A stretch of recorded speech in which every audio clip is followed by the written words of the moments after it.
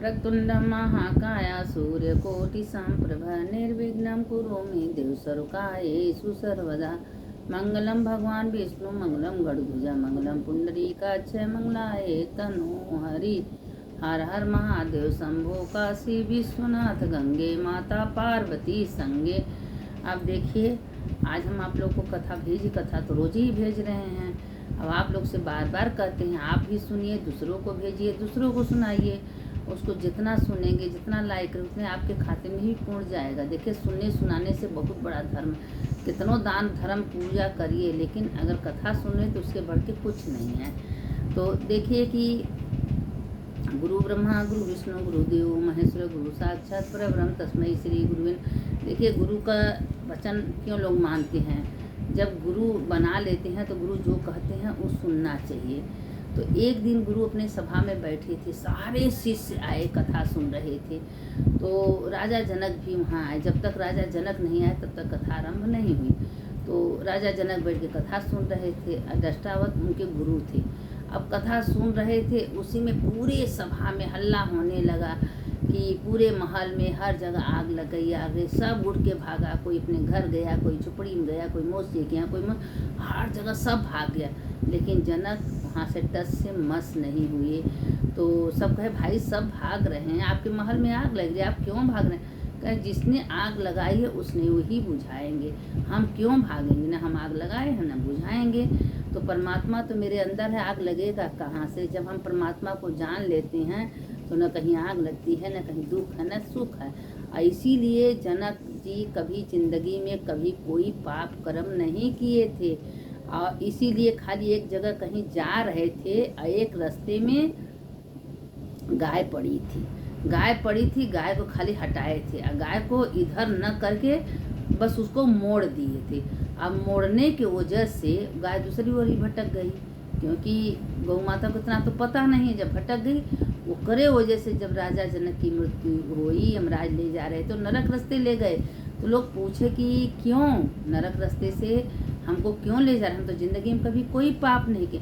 कहें आप जिंदगी में कभी कोई पाप नहीं किए थे, लेकिन एक आपसे पाप हो गया था कि एक गाय का दिशा बदल दी थी, इसलिए आपको खाली दिशा दिखाने के लिए नरक के रास्ते से ले जा रहा है।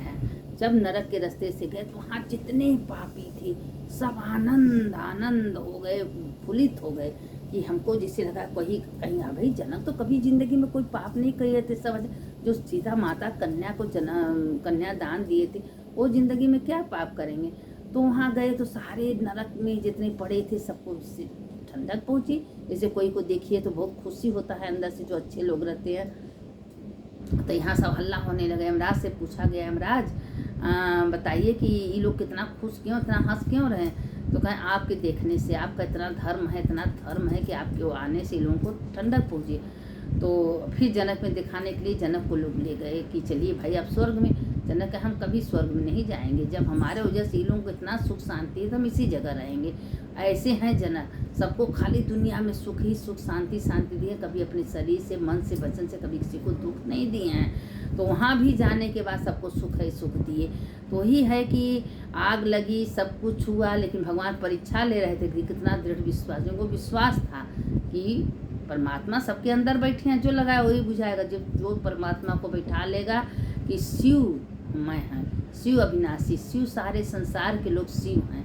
तो एक शिव के अंश हम भी दुनिया में आए हैं, तो कभी बुरा अच्छा कर्म सोचेगा नहीं, न बुरा कर्म अच्छा कर्म करेगा। तो ये कैसे ज्ञान होता? सत्संग से होता है। जब अगर सत्संग आप कर रही हैं, सुन रही हैं, तो धीरे धीरे आपके अंदर दृष्ट विश्वास हो जाएगा कि मैं कौन हूँ, किस लिए दुनिया में आया हूँ, क्या करने के लिए आए हैं।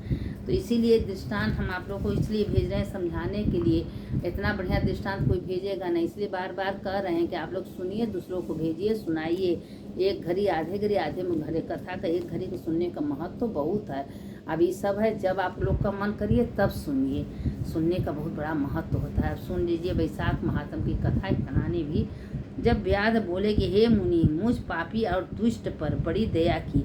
हे साधो, मैं आपकी शिष्य हूँ, आपकी कृपा का पात्र हूँ, आपके द्वारा अनुग्रह के योग्य हूँ। मुझ पर ऐसी दया कीजिए जिससे भी फिर मेरी बुद्धि दुष्ट होकर अनर्थ कार्य करने में प्रवृत्त न हो। व्याध की ऐसे बात सुनकर शंख मुनि ने कहा, हे व्याध, यहाँ धूप बहुत सताती है, जहाँ न छाया न पानी, चल दूसरी जगह चले जहाँ छाया में बैठे हैं। स्वस्थ चित्त से तेरे से यह पापनाशन महाशय का वर्ण करूँगा। थोड़ी दूर पर एक निर्मल सरोवर है, वहाँ बबुला, राजहंस और चकवा शोभा दे रहा है।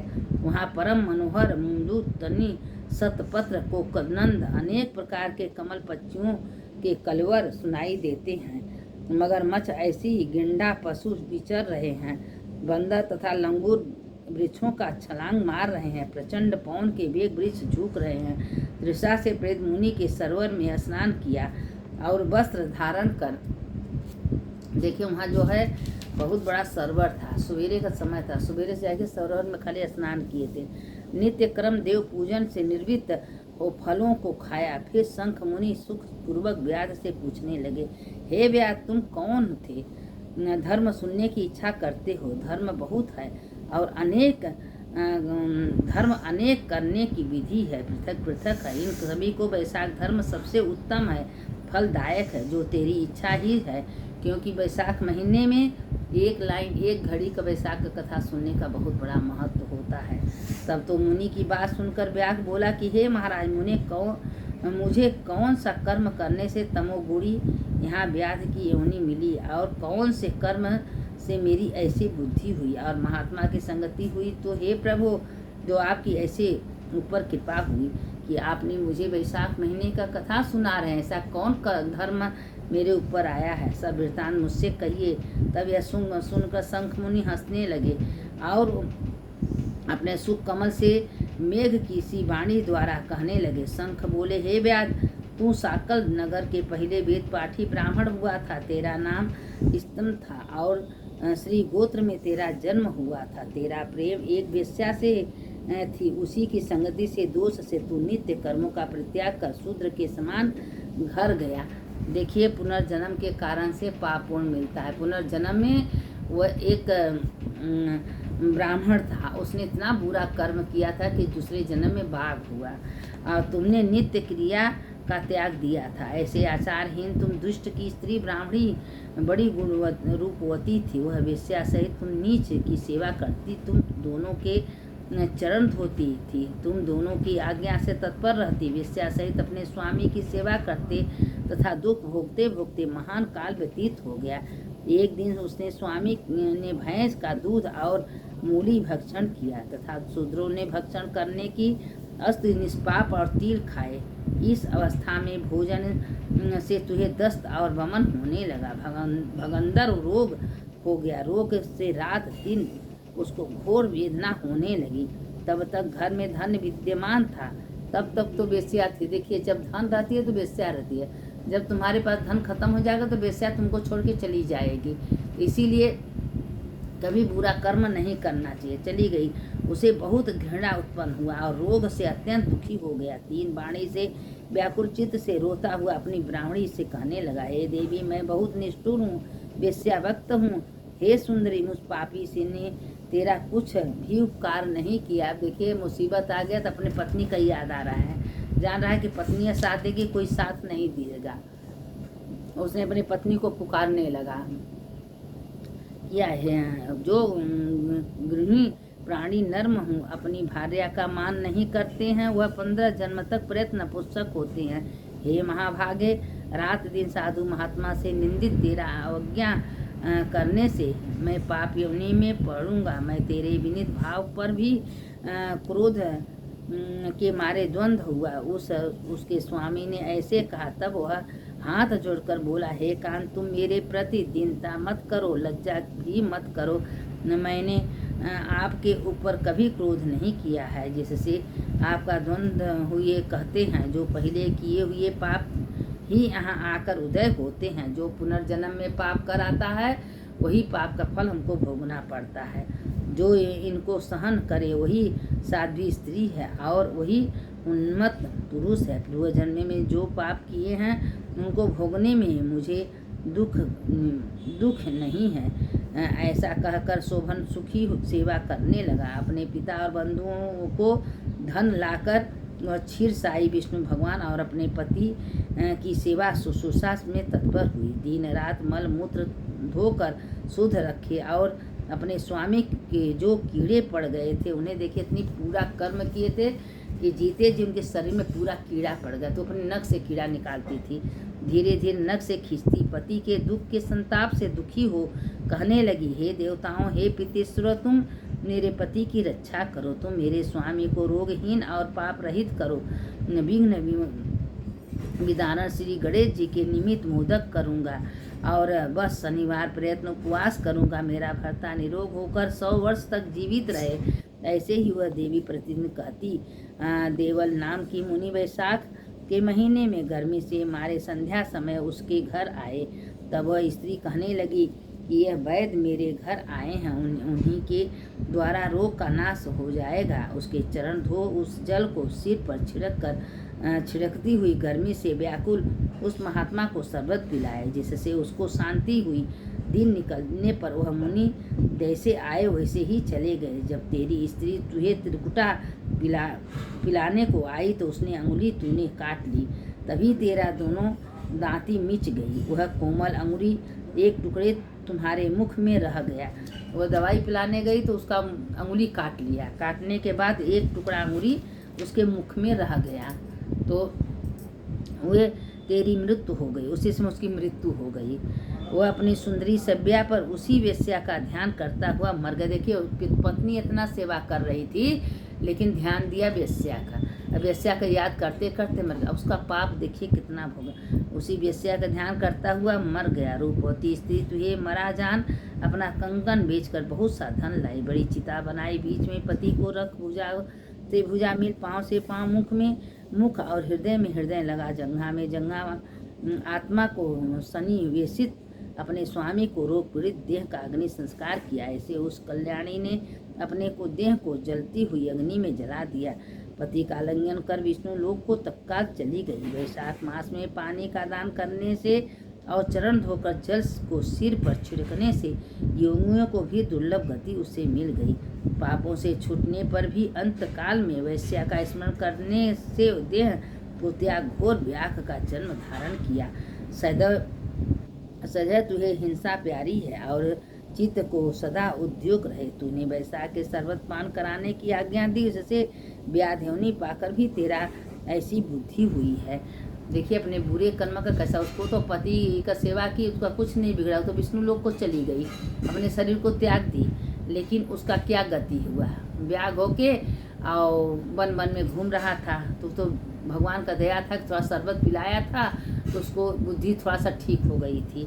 तो उसने वैशाख महीने का मुनि ने जब कथा कह रहे थे तो कथा सुना, जिससे तूने संपूर्ण सुखों के हेतु धर्म पूछे और तूने उस मुनि के चरण धोने का पाप नाशक जल अपने मस्तक के ऊपर छिड़क कर, इसी से तुझे सतगति प्राप्त हुई है, जिसने धन संतान की वृद्धि होती है। ऐसे जो जो कर्म तूने पूर्व जन्म में किए हैं वह सब तेरे पाप और पुण्य के कर्मों मैंने दिव्य दृष्टि से देखें। अब जो कोई और गुप्त वार्ता पूछने की तेरी इच्छा हो सो तू पूछ, तेरा चित्त शुद्ध हो गया है। महामते तेरा कल्याण हो। तूने वैशाख महीने की जो कथा सुनी है उस कथा से तुम्हारी बुद्धि ठीक हो गई है। अब तूने जो पूछना है पूछिए। जो इस कथा को सुनते हैं उसको 10,000 अश्वमेध यज्ञ का फल मिलता है। वैशाख महीने का कथा, वैशाख महीने का स्नान, वैशाख महीने का दान पुण्य बात व्यर्था नहीं जाता, क्योंकि इस महीने में बड़े बड़े पर्व पड़ते हैं। अक्षय तृतीया है, मकर संक्रांति है, पूर्णिमा है, एकादशी है, प्रदोष, बहुत बढ़िया बढ़िया पर्व पड़ता है। जिस महीने में व्यर्था गवा देता है वह पाप भोगते हैं। देखिए पुनर्जन्म का कर्म इसमें मिलता है। अब वो जन्म में क्या क्या किया था इस जन्म में वही भोग रहा है। तो ये कथा कहीं भी होती हो वहाँ सुनना चाहिए, इसीलिए हम आप लोग को भेजते हैं कि आप लोग इसको सुनिए, पुण्य की भागी बनिए। अब एक वैशाख महीने की कहानी सुन ली कि एक दादी थी, पोती थी, उसको 3 कुल तक उसके घर में कोई लड़की पैदा नहीं हुई थी।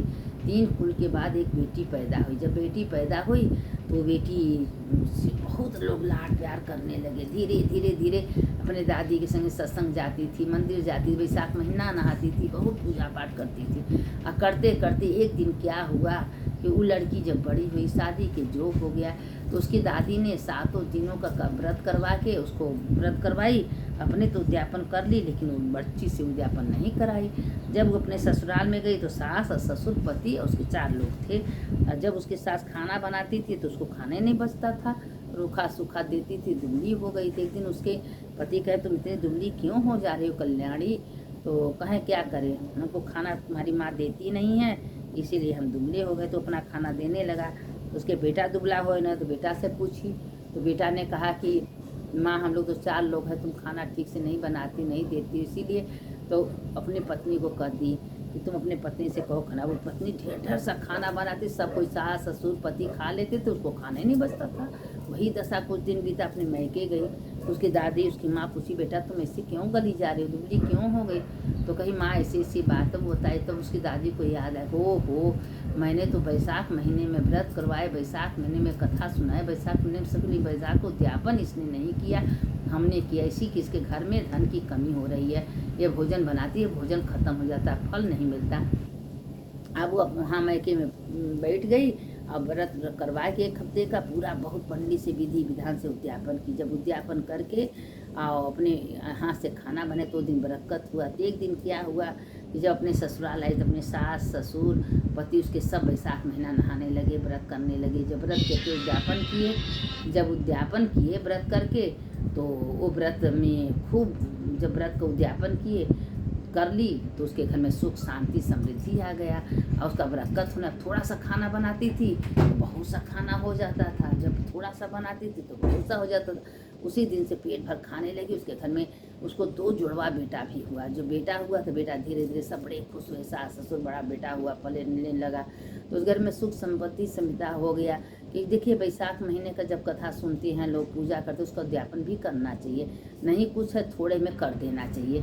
तो उसकी दादी तो उसको करवाई थी, लेकिन उद्यापन नहीं, उसके फल से उसको ससुराल में कभी मतलब कि उसको भोजन पेट भर नहीं मिला। जब ये सब करवाई उसकी दादी तो उसके घर में फिर बरकत होने लगी। जो बनाती थी तो ज़्यादा हो जाता था, तो खाने के लिए पीने के लिए सब कुछ मिलने लगा।